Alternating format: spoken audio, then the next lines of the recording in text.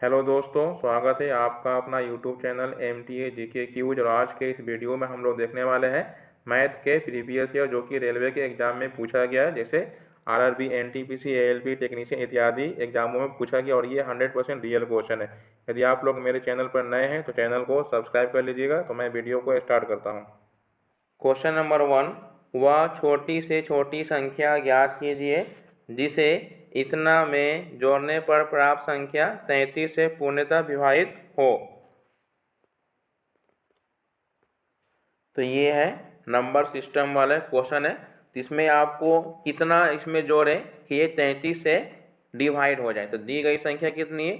2 3 1 2 2 8। ठीक है, और हमें डिवाइड करना कितना से? 33 से डिवाइड करना है। तो जब भी इस प्रकार से आपको क्वेश्चन दिया जाए तो आपको एक रूल मालूम होना चाहिए कि अगर 33 से डिवाइड करना, इसका मतलब है कि ये 11 से ये कटना चाहिए। अगर ये 11 से कटेगा तो ऊपर भी 11 से कटना चाहिए। तो 11 से डिवाइड करने का रूल क्या है कि एक स्थान छोड़ के, ठीक है, एक स्थान छोड़ के जोड़ते हैं। तो ये 8 2 10 हो गया, 10 3 13 हो गया। ठीक है, उसके बाद ये नीचे वाला 2 1 3 3 2 5। तो ये 13 में से 5 को घटाएंगे तो कितना आया हमारा? 8 आया। ठीक है, तो ये नीचे वाला संख्या हमें 11 से काटना है, तो ऊपर वाला भी संख्या हमें 11 से काटना है। जिसमें हम कितना नंबर जोड़ेंगे कि हमको 11 आना चाहिए या 11 का मल्टीपल आना चाहिए। तो इसमें हम अगर 3 जोड़ देंगे तो ये कितना हो जाएगा? 11 हो जाएगा, जो कि 11 से ये कट जाएगा। इसका मतलब ये हुआ कि ये दी गई संख्या में हमें छोटी छोटी कितना जोड़ना होगा? 3 जोड़ना होगा, जो कि ऑप्शन नंबर ए इसका सही जवाब है। नेक्स्ट क्वेश्चन नंबर 2, एक शहर की आबादी में लगातार 2 वर्षों में 10% और 20% की वृद्धि हुई, लेकिन तीसरे वर्ष इसमें 25% की कमी हुई। तो तीसरे वर्ष में जनसंख्या और 3 वर्ष पूर्व की जनसंख्या का अनुपात निकालना है। ठीक है, तो जैसे हम मान लेते हैं कि 3 वर्ष पहले जनसंख्या 100 थी। ठीक है, 3 वर्ष पहले कितनी थी? 100 थी। और तीसरे वर्ष में जनसंख्या और 3 वर्ष पूर्व की जनसंख्या का अनुपात ज्ञात करना। ठीक है, तो मैं मान लिया कि 3 वर्ष पहले जनसंख्या कितनी थी? 100 थी। तो ये 100 जो है, अब क्या बोला गया है कि 10% और 20% की वृद्धि हो, मतलब कि पहले 10% वृद्धि हो। इसका मतलब है कि ये 110 बटा में 100 हो गया, गुणे फिर 20% की वृद्धि हुआ। इसका मतलब कि ये 120 और बटा में 100 हो जाएगा। उसके बाद 25% की कमी हुआ, इसका मतलब कि 75 बटा में 100 हो जाएगा। अब ये सभी को काट देंगे तो ये 100 से ये 100 कैंसिल हो गया, 1 0 से ये कैंसिल हो गया। 25 से काटेंगे तो ये 3 बार में कटेगा, 25 से काटेंगे तो ये 4 बार में, ये 4 से काटेंगे तो ये 3 बार में कटेगा। तो 3 में 3 से गुना करेंगे तो 9, और 9 में 11 से गुना करेंगे तो ये 99 हो जाएगा। इसका मतलब है कि ये 3 वर्ष बाद 99 हो जाएगा, और 3 वर्ष पहले मेरा 100 था। ठीक है, तो क्वेश्चन क्या पूछ रहा है कि तीसरे वर्ष में जनसंख्या, तो तीसरे वर्ष में जनसंख्या हमारा 99 हो गया, और 3 वर्ष पहले कितना माने थे? तो 3 वर्ष माने थे 100। तो यही हमारा आंसर हो जाएगा 99/100, जो कि ऑप्शन नंबर बी इसका सही जवाब है। नेक्स्ट क्वेश्चन नंबर 3, किसी उत्पाद की बिक्री पर हुआ लाभ 25% है।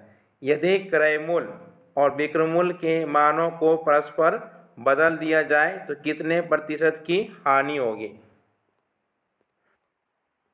तो ये प्रॉफिट एंड लॉस वाले क्वेश्चन है। तो प्रॉफिट एंड लॉस में आपको एक चीज़ याद होना चाहिए कि जो वस्तु को हम बेचते हैं उसको बोलते हैं विक्रय मूल्य, यानी शॉर्ट में बोलेंगे सेलिंग प्राइस। ठीक है, ये हमारा विक्रय मूल्य हो गया। और जो वस्तु को हम खरीदेंगे उसको सीपी बोलते हैं, यानी कॉस्ट प्राइस। इसका मतलब क्रय मूल्य हो गया। और प्रॉफिट और लॉस में कितना हमें लॉस हो रहा है, कितना हमें प्रॉफिट हो रहा है, वो हमेशा हम क्रय मूल्य पर काउंटिंग करते हैं। ठीक है, जितना में हम खरीदेंगे, यानी खरीदने वाला का होता है क्रय मूल्य, और सभी प्रॉफिट और लॉस हम किस पे काउंटिंग करेंगे? तो ये हम प्रॉफिट और लॉस करेंगे क्रय मूल्य पर।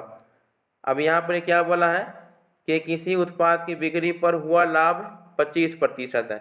25% लाभ का मतलब अगर हम वस्तु को 100 में खरीदे होंगे तो कितना में बेच दिए होंगे, तो बेचे होंगे 125 रुपया में बेचे होंगे, तभी तो हमें 25% का लाभ हुआ। तो आगे क्वेश्चन बोला है यदि क्रय मूल्य और विक्रय मूल्य के मानों को परस्पर बदल दिया जाए, परस्पर बदल दिया जाए इसका मतलब कि 125 में आप खरीदे हैं और 100 में बेच रहे हैं। क्या हुआ, 125 में खरीदें और 100 में बेच दिए, तो कितना लॉस हो गया हमें, ये 25 रुपया हमें लॉस हो गया। हमें बताना है परसेंटेज में, तो परसेंटेज निकालने के लिए क्या होगा, हमें लॉस परसेंटेज निकालने का फॉर्मूला होता है, हमें कितना लॉस हुआ है डिवाइड बाई CP इंटू 100 होता है। ठीक है, तो हमें लॉस हुआ है 25 रुपया का और कितना में हम खरीदे हैं, 125 में खरीदे हैं, अब मल्टीपल 100 होगा, तो 25 से काटेंगे तो ये 5 बार में कटेगा, 5 से इसको काटेंगे तो 20 500, इसका मतलब है कि 20% हमें लॉस हो गया है। तो ऑप्शन नंबर सी इसका सही जवाब है। यदि आप लोगों को मेरा वीडियो अच्छा लग रहा है तो वीडियो को लाइक कीजिए। मैं आप लोगों के लिए डेली 15 क्वेश्चन या 20 क्वेश्चन का सेट मैं लाऊंगा। यदि आप लोग मैथ के प्रैक्टिस करना चाहते हैं तो आप लोग डेली वीडियो को सुबह 8 बजे मैं अपलोड कर दूंगा, तो आप लोग डेली इस वीडियो को जरूर देख लीजिएगा। नेक्स्ट क्वेश्चन नंबर 4, एक थैले में लाल, हरे और गुलाबी टोकन थे। लाल और हरे टोकन के बीच का अनुपात 15-32 था, जबकि गुलाबी और लाल टोकनों के बीच अनुपात 18-25 था। तो हरे और गुलाबी टोकनों के बीच कितना अनुपात था। तो यहाँ पर कौन कौन सा कलर है, यहाँ पर लाल है, उसके बाद हरा है, उसके बाद गुलाबी है। तो यहाँ पर 3 कलर है, वो आपको ये अनुपात वाले क्वेश्चन है, तो आपको देखना है इसमें कौन सा कलर है जो 2 बार रिपीट हुआ है। तो यहाँ पर लाल है और हरा है, उसके बाद गुलाबी है और लाल है। तो जो कलर अनुपात वाले में जो चीज़ 2 बार रिपीट होता है उसे हम बीच में लिखते हैं। ठीक है, उसे हम कहाँ लिखते हैं, बीच में लिखते हैं। जैसे ये हमारा गुलाबी और लाल है, ठीक है, तो ये गुलाबी हो गया और ये लाल हो गया, एक हमारा कलर बच गया, हरा बच गया। ठीक है, तो गुलाबी कितना है, गुलाबी हमारा 18 है और लाल हमारा 25 है। तो हमने ये रेशियो लिखा है।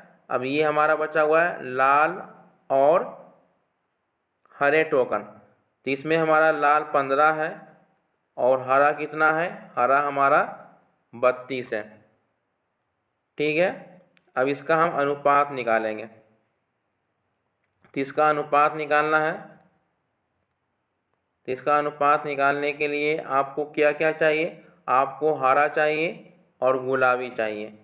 तो ये हमारा हरा है और ये हमारा गुलाबी है, तो इसको हम इससे गुना करेंगे, इसको हम इससे गुना करेंगे, इसको इससे गुना करेंगे।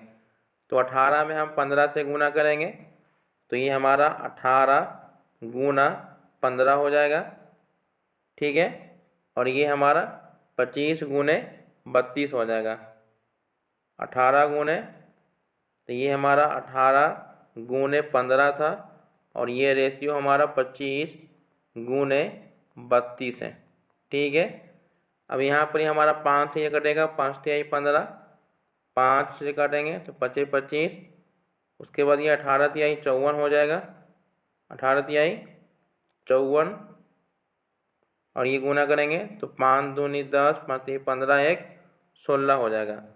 अगर आपको कोई काटने वाला होगा तो काट देंगे, ये 2 से कटेंगे तो ये 27 हो जाएगा और ये 2 से कटेगा तो 80 हो जाएगा, यानी एक 27 है और एक 80 है। इसको पलट के लिखेंगे तो 80 रेशियो 27, जो कि ऑप्शन नंबर ए इसका सही जवाब है।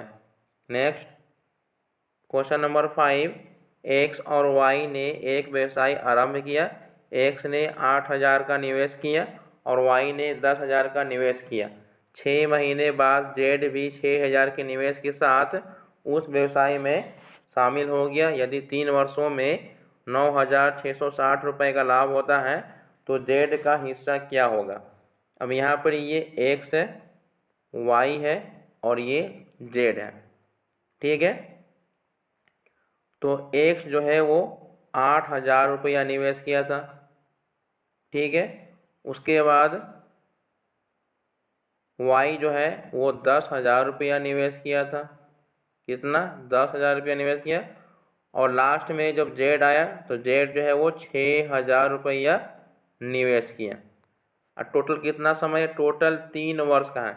तो 3 वर्ष का मतलब कितना महीना हो गया, 3 वर्ष का मतलब हो गया, तो ये समय में गुना करते हैं, 3 वर्ष का मतलब 12 तिहाई 36 महीना, तो ये तो पूरा का पूरा 36 महीना रहेगा, ठीक है। लेकिन जेड जो है वो 6 महीने के बाद आया, इसका मतलब है कि 36 महीना में से 6 महीना माइनस करेंगे तो ये 30 हमारा बच जाएगा इसका। अब जो कटने वाला होगा ये 3 जीरो, ये 3 जीरो, ये 3 जीरो कैंसिल हो गया, ठीक है। ये 6 से 6 कैंसिल, 6 से काटेंगे तो 6 छक्का 36, 6 छक्का 36, तीनों में 6 से डिवाइड हो रहा था इसलिए मैंने 6 से काट दिया। फिर ये 6 कैंसिल, ये 6 कैंसिल और ये 6 से काट दिया तो ये 5 हो गया, ठीक है। तो इसमें 8 बचा, यहाँ 10 बचा, यहाँ 5 बचा, ठीक है। 8, 10, 5, तो ये 8 बचा था, यहाँ 10 बचा था और यहाँ 5, तो ये था x है, ये y है और ये z है। तो ये तीनों को जोड़ देंगे, 10 और 8 18, 18 5 23, यानी टोटल जोड़ेंगे तो 23 हो जा रहा है। अब कुल लाभ कितना है, कुल लाभ है 9,660 रुपये, यानी 23 के बराबर है 9,660।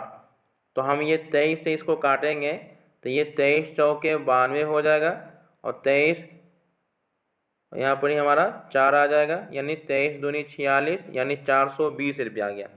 तो पूछ रहा है किसका, ये 1 बराबर 420 का आया है। अब जिसका पूछेगा उसमें मल्टीप्लाई करेंगे, जेड का पूछ रहा है तो जेड का हिस्सा कितना है, 5 है, तो इसमें हम 5 से गुना कर दें, 0 5 दूनी 10, 5 चौके 20 और 21, यानी जेड का हिस्सा 2100 रुपया आएगा, जो कि ऑप्शन नंबर बी इसका सही जवाब है। नेक्स्ट क्वेश्चन नंबर 6, पी किसी कार्य को 10 दिनों में कर सकता है। 4 दिन काम करने के बाद पी काम छोड़ देता है और क्यू शेष कार्य को 9 दिनों में पूरा करता है। यदि उन्होंने शुरुआत से एक साथ काम किया होता तो कार्य करने में उन्हें कितने दिन लगेंगे। ये टाइम एंड वर्क का, ये टाइम एंड वर्क का क्वेश्चन है। तो इसमें आपको 2 चीज़ मालूम होना चाहिए। पहला आपको टोटल वर्क मालूम होना चाहिए, दूसरा इफ़िशियंसी मालूम होना चाहिए। उसके बाद वन डे वर्क का मतलब होता है कि एक दिन का क्षमता मालूम होना चाहिए। यही 3 चीज़ आपको मालूम होना चाहिए। बिना क्षमता के आप कोई भी का टाइम एंड वर्क का क्वेश्चन को सॉल्व नहीं कर सकते हैं। तो P किसी भी कार्य को 10 दिनों में करता है, ठीक है। अगर P किसी भी कार्य को 10 दिन में करता है तो P का एक दिन का काम अगर निकाला जाए तो वो 1/10 हो जाता है, ठीक है। जैसे कोई भी आदमी अगर 10 दिन में करता है, अगर एक दिन का निकालना है तो वो 1/10 हो जाता है, ठीक है। तो मैं उम्मीद करता हूँ आप समझ गए होंगे। जिसका एक दिन का काम 1/10 है तो उसने 4 दिन काम किया है, इसका मतलब है कि 4 से काम गुना कर देंगे, ये 2 दूनी 4 हो गया, 2 5 10 हो गया, यानी उसने 2/5 काम कर दिया। तो शेष काम कितना रह गया होगा, तो ये शेष काम जो है ना ये 5 में से 2 घटा देंगे, यानी 3/5 हमारा काम बचा हुआ है। अब ये 3/5 काम कौन करेगा, क्यू करेगा। तो क्यू का हम एक दिन का काम कितना हो जाएगा, 1/9, तो 3 तिहाई 9, यानी 1/15 हो जाएगा। यानी Q जो है एक दिन में 1/15 काम करेगा। अगर पूरा काम देखा जाए तो वो 15 दिन में करेगा। जैसे P अगर एक दिन में 1/10 करता है और पूरा काम करेगा तो 10 दिन लगेगा। इसका मतलब हमें रेशियो मालूम हो गया कि P जो है वो 10 दिन में किसी भी काम को पूरा करेगा और Q पूरा काम करेगा तो वो 15 दिन में करेगा। लेकिन अगर दोनों मिल जाता है तो ये दोनों को पहले हम निकालते हैं एलसीएम। तो ये जो आता है ये हमारा टोटल वर्क हो जाएगा। अब ये 10 से इसमें डिवाइड देंगे तो 10 का टेबल पढ़ेंगे तो 3 बार में, 15 से डिवाइड देंगे तो ये 2 बार में। तो ये वाला जो आता है वो एक दिन का क्षमता आता है। जब आपको एक दिन का क्षमता मालूम पड़ जाएगा तो आप आसानी से सॉल्व कर लेंगे। और ये हमारा टोटल वर्क है, यानी यही काम को ख़त्म करना है। तो P अगर काम करेगा तो वो एक दिन में 3 काम करेगा, अगर Q काम करेगा तो वो एक दिन में 2 काम करेगा, अगर दोनों मिल जाएगा तो वो एक दिन में 5 काम करेगा, क्योंकि 2 और 3 5 हो जाएगा और टोटल काम है 30। तो 5 से डिवाइड करेंगे तो कितना बार में कटेगा, 6 बार में कट जाएगा। ऑप्शन नंबर सी इसका सही जवाब है।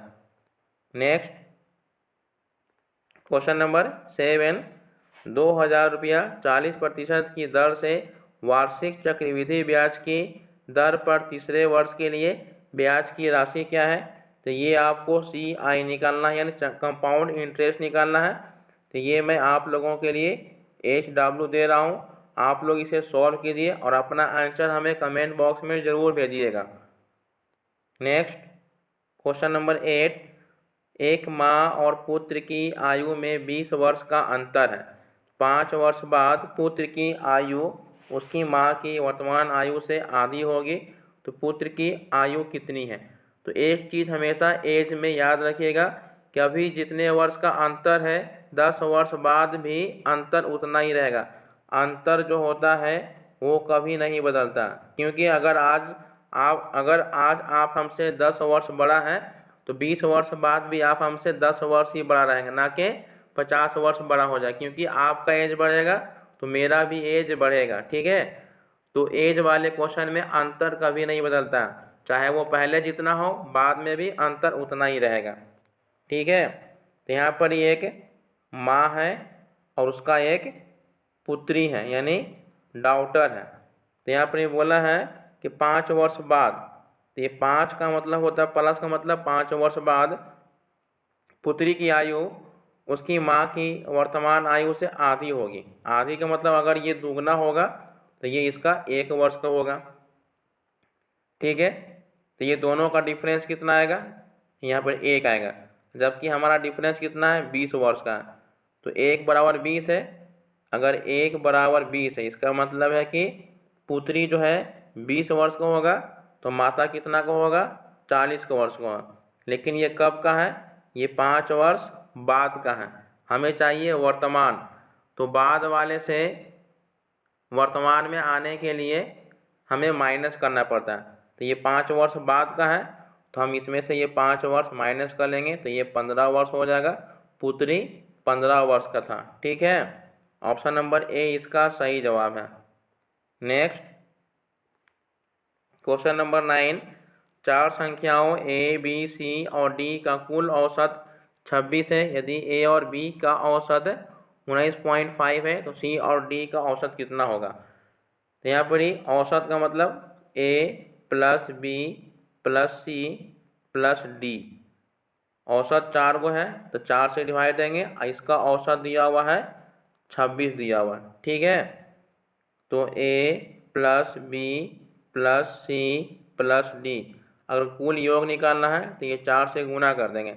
4 छक्का 24 के 4 हासिल 2, 4 दूनी 8 2 10, यानी चारों संख्याओं को जोड़ेंगे तो 104 होगा। उसी प्रकार से A और B का औसत दिया हुआ, इसका मतलब योग करेंगे तो 2 से गुना करेंगे, क्योंकि 2 संख्या है, तो 19 दूनी 38, 38 1 39 हो जाएगा। तो A प्लस B का योगफल इतना है और ये चारों का योगफल इतना है, तो इसमें से हम 39 को घटा देंगे, 14 में से 9 जाएगा तो 5 होगा, और 10 में से यानी 9 में से 3 जाएगा तो 6 हो जाएगा। तो इसमें से A और B कट जाएगा, A और B कट गया तो हमें बच गया C और D। तो ये C और D का योगफल है, C प्लस D का योगफल कितना आ गया, तो ये हमें 65 आया। हमें चाहिए औसत, तो औसत निकालने के लिए 2 से इधर डिवाइड देना पड़ेगा ना, तभी जाके हमको औसत निकलेगा। तो औसत में भाग देंगे तो 32.5 आएगा, जो कि ऑप्शन नंबर डी इसका सही जवाब है। नेक्स्ट क्वेश्चन नंबर 10, एक कार एक निश्चित दूरी को 50 किलोमीटर प्रति घंटे की चाल से 8 घंटे में तय करती है। इसी दूरी को 5 घंटे में तय करने के लिए इसकी चाल में कितनी वृद्धि होगी। तो ये आपको फार्मूला याद होना चाहिए कि दूरी बराबर क्या होता है, चाल गुने समय होता है, चाल गुने समय। शॉर्टकट में हम इसको लिख सकते हैं D बराबर S इंटू टी लिख सकते हैं। ये डिस्टेंस है, ये स्पीड है और ये टाइम है। ठीक है, तो यहाँ पर एक निश्चित दूरी है, तो निश्चित दूरी जिसको 50 किलोमीटर के 8 घंटा लगता है, यानी 50 किलोमीटर ये हमारा चाल हो गया और टाइमिंग हमारा कितना है 8 है। तो ये हमारा डिस्टेंस निकल गया, ठीक है। तो ये 50 का 50 हो गया इंटू 8 वही रहेगा। अब डिस्टेंस बराबर क्या होता है, चाल इंटू समय होता है। तभी हमारा समय 5 घंटा दिया हुआ है, चाल हमारा नहीं पता है, ठीक है, क्योंकि हमें यही चाल निकालना है। तो 5 से भाग देंगे तो ये 10 हो जाएगा, 10 में 8 से गुना करेंगे तो ये 80 का स्पीड करेंगे ना, तब सही हो जाएगा। तो पूछ रहा है इसकी चाल में कितना वृद्धि होगा। तो पहले चाल कितना था, पहले चाल 50 था, अब 80 हो गया। तो इसमें कितना इंक्रीज हुआ, 30 इंक्रीज हुआ, जो कि ऑप्शन नंबर सी इसका सही जवाब है। नेक्स्ट क्वेश्चन नंबर 11, एक रेलगाड़ी की चाल में 5 किलोमीटर प्रति घंटा की वृद्धि करने पर इसे 300 किलोमीटर की दूरी तय करने में 2 घंटे कम समय लगता है। तो इसकी सामान्य चाल ज्ञात कीजिए, मतलब इसकी सामान्य चाल ज्ञात करना है। तो जब भी आपको जिस चीज़ का अंतर दिया रहेगा, अगर 2 घंटे का अंतर कम बेसी है तो आपको घंटे यानी समय का अंतर दिया हुआ, ठीक है। तो 300 किलोमीटर है, तो ये 300 किलोमीटर को मान लेते हैं कि पहले वो अगर 1 से चलेगा, तो फिर आगे बोला है कि 300 यही दूरी को 5 किलोमीटर बढ़ा दिया, यानी x + 5 से चलेगा, तो उसको 2 घंटे की कम बचत होगा, ठीक है। तो 2 घंटे कम लगेगा। तो आपसे पूछ रहा है इसकी सामान्य चाल कितना है। तो आपको इतना सॉल्व करने की ज़रूरत नहीं, आपको ये चारों ऑप्शन में से कोई एक सेलेक्ट कर लेना होगा, ठीक है। जैसे अगर मान के चलिए कि अगर हम x की जगह अगर हम 25 रख लेते हैं, तो इसको 25 से काटेंगे तो ये 12 घंटा लगेगा। और यहाँ पर ही अगर हम 25 रखेंगे तो 25 से 5 कितना हो जाएगा, 30 हो जाएगा। तो 30 से भाग देंगे तो ये 10 हो जाएगा। तो 12 में से 10 घटाएंगे तो हमें 2 मिल गया, इसका मतलब बिल्कुल सही है। हम x की जगह 25 रखेंगे, यानी इसका सामान्य चाल 25 किलोमीटर है, जो कि ऑप्शन नंबर बी इसका सही जवाब है। नेक्स्ट क्वेश्चन नंबर 12, एक समकोण त्रिभुज में ज्यामितीय आधार से लंब 4 सेंटीमीटर बड़ा है और कर्ण उससे 4 सेंटीमीटर बड़ा है, तो कर्ण की लंबाई की गणना कीजिए। तो ये समकोण त्रिभुज जो होता है वो हमारा इस प्रकार से समकोण त्रिभुज बनता है। तो ये हमारा ए हो गया, ये बी है और ये सी है।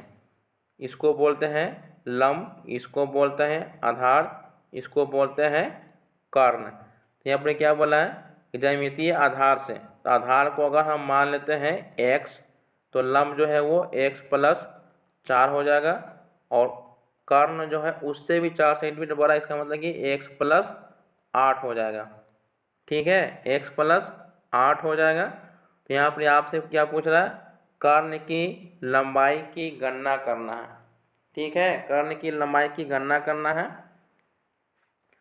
तो यहाँ पर ही आपको एक चीज़ मालूम होना चाहिए कि समकोण त्रिभुज में क्या होता है, अगर यहाँ पर 6 होता है तो यहाँ पर 8 होता है और यहाँ पर 10 होता है, ठीक है। यहाँ पर अगर 6 होगा तो यहाँ पर कितना होता है 8 और यहाँ पर 10 होता है। आपको फार्मूला मालूम होना चाहिए कि कर्ण बराबर जो होता है, कर्ण स्क्वायर बराबर क्या होता है, कर्ण स्क्वायर बराबर होता है लंब स्क्वायर, अब प्लस में आधार स्क्वायर होता है, ठीक है। तो ये आपको एक चीज़ मालूम होना चाहिए। तो मैं यहाँ पर सभी वैल्यू को पुट कर देते हैं। तो कर्ण स्क्वायर जो था वो x + 8 का होल स्क्वायर बराबर x + 4 का होल स्क्वायर, एक सिर्फ हमारा x है यानी x स्क्वायर हो जाएगा। अब इसको हम a + b के होल स्क्वायर पर तोड़ेंगे, ये हमारा x स्क्वायर + b स्क्वायर का मतलब 64 हो जाएगा, 2ab का मतलब 8 दूनी 16x हो जाएगा। उसी प्रकार से इसको तोड़ेंगे तो ये x स्क्वायर हो जाएगा प्लस 4 चौके 16 हो जाएगा और 4 दूनी 8x हो जाएगा और प्लस x स्क्वायर हो जाएगा। तो ये x स्क्वायर से ये x स्क्वायर कैंसिल हो जाएगा। अब ये x स्क्वायर हमारा बच गया, ये x स्क्वायर, उसके बाद ये 8x है और ये 16x है। तो ये 16x इधर आके घटेगा तो 8x बचेगा, 64 आके इधर 16 में से घटेगा तो कितना आ जाएगा, ये 48 हो जाएगा, बराबर 0 हो जाएगा। तो ये हमारा गुणनखंड है। तो इसको हम चेक करते हैं। ये हमारा ax² है माइनस 8x है और माइनस यहाँ पर कितना था 48 बराबर 0 है। तो x का वैल्यू वैसा रखना है जो सभी में सेम हो जाए। अगर हम x की जगह 12 रखते हैं तो ये 12 का 144 हो जाएगा। 12 में 8 से गुना करेंगे तो 12 8 96 हो जाएगा, ये 48 हो जाएगा। तो ये 144 हो जाएगा। इसको जोड़ेंगे तो 8 6 14, 9 4 13 1 14, बराबर हटाएंगे तो हमको 0 आ गया। इसका मतलब है कि ये हमारा 12 आया। तो 12 जो x का वैल्यू आया था ना, जैसे यहाँ पर x का वैल्यू ये 12 हो गया, 12 4 16 हो जाएगा और ये 12 8 20 हो जाएगा। तो आपसे क्वेश्चन में क्या पूछ रहा है, ये आधार हो गया, ये लंब हो गया और ये कर्ण हो गया। तो आपसे पूछ रहा है कर्ण की लंबाई जो कि 20 है। तो ऑप्शन नंबर सी इसका सही जवाब है। आधार पूछेगा तो 12, लंब पूछेगा तो 16, लेकिन यहाँ कर्ण पूछ रहा है। नेक्स्ट क्वेश्चन नंबर 13, यदि tan a plus cot a बराबर 2 है तो tan square a plus cot square a का मान ज्ञात कीजिए। तो हम क्या करते हैं, जैसे ये दिया हुआ tan a plus cot a बराबर 2 दिया हुआ, ठीक है। तो हम क्या करते हैं, दोनों तरफ स्क्वायर कर देते हैं। तो ये tan स्क्वायर का tan स्क्वायर हो जाएगा, tan square a plus cot square a plus 2a भी होता है, तो 2 tan a into cot a बराबर 4 हो जाएगा। तो इसको हम ऐसे सेम के सेम रहने देते हैं, plus 2 tan theta into cot theta का मान 1 होता है और 2 में 1 से गुना करेंगे तो 2 होगा, बराबर 4। और ये 2 इधर आके घट जाएगा, 4 में से 2 गया 2, जो कि ऑप्शन नंबर बी इसका सही जवाब है। नेक्स्ट क्वेश्चन नंबर 14, ये आप लोगों के लिए HW है। तो आप लोग इसे खुद से सॉल्व कीजिए, हल्का क्वेश्चन है और ये आसानी से बन जाएगा। तो आप लोग हमें अपना आंसर ज़रूर कमेंट बॉक्स में भेजिएगा। नेक्स्ट क्वेश्चन नंबर 15, इस वीडियो का ये लास्ट क्वेश्चन है। यदि आप लोगों को मेरा वीडियो अच्छा लग रहा है तो वीडियो को लाइक कीजिए, नए हैं तो चैनल को सब्सक्राइब कर लीजिएगा। दो बच्चों की आयु का योग और अंतर क्रमशः 33 और 3 है। तो दो बच्चे की आयु, तो मान लेते एक बच्चा x है और दूसरा बच्चा y है। तो दोनों का योग कितना है, 33 है और दोनों का अंतर यानी x माइनस वाई अंतर कितना है, 33 है। तो बड़े बच्चे की आयु कितनी होगी, बड़े बच्चे बोला, इसका मतलब दोनों को जोड़ देंगे और उसके बाद 2 से डिवाइड करेंगे। जब आपको एक अंतर दिया हो और एक योगफल है और एक अंतर दिया हुआ है, तो जब बड़े बच्चे को बोलेगा तो जोड़ेंगे और जब छोटा बच्चा बोलेगा तो माइनस करेंगे। तो 33 3 कितना हो गया, 36 हो गया। इसमें 2 से डिवाइड करेंगे तो ये मेरा 18 आ जाएगा, जो कि ऑप्शन नंबर सी इसका सही जवाब है। तो वीडियो को शुरू से लास्ट तक देखने के लिए बहुत बहुत धन्यवाद। Thanks for watching and subscribe my channel.